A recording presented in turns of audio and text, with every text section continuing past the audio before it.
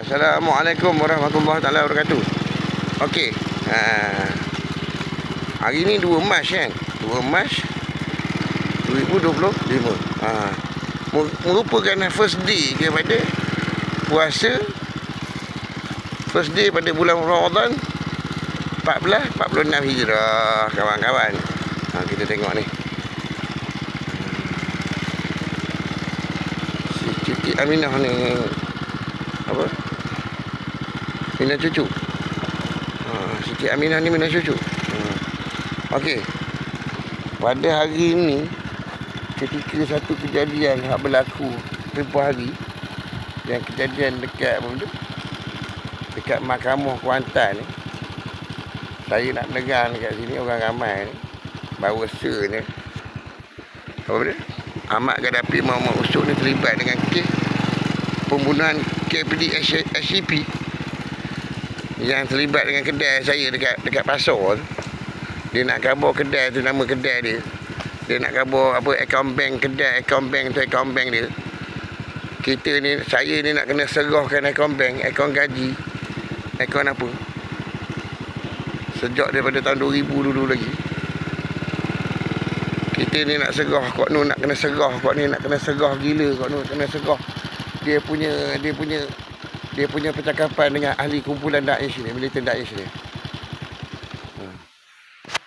Sejak daripada sekolah menengah gitu lagi. Kita ni nak kena serah kok ni, kena serah kok ni.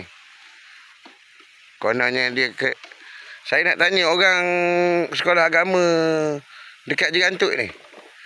Ya ke? Tapi ni sekolah dekat sekolah agama Jerantut? Saya dibagi tahu oleh cikgu Mansur. Apa ni? Yang SUK Mansur, Datuk Mansur, Timbalan Ketua Polis Timbalan Ketua Polis Negara tu, Cik Mansur, Sri Mansur tu. Kan? Yang Dapi ni pernah di sekolah Henry Geni kan. Pasal curi barang ni. Curi barang, menceroboh rumah orang, menceroboh kedai ni. Kita ni nak jadi mangsa dia. Pasal barang-barang rumah apa benda yang kita berniaga dekat Tanjung Api, dia mari dengan budak Nazira ni. Niaga sate dekat Tanjung Api ni.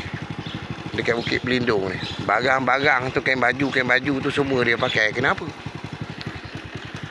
Ada tak makcik-makcik dekat Bukit Pelindung ni, makcik-makcik dekat Kuantan ni yang tahu. Pasal saya ni tiba-tiba hilang je barang-barang. Hak meniaga dekat situ, hak kerja dekat Kuantan tu tiba-tiba hilang oleh kumpulan Ahmad Gaddafi Muhammad Usuk ni. Saya tiba-tiba dimasukkan hospital.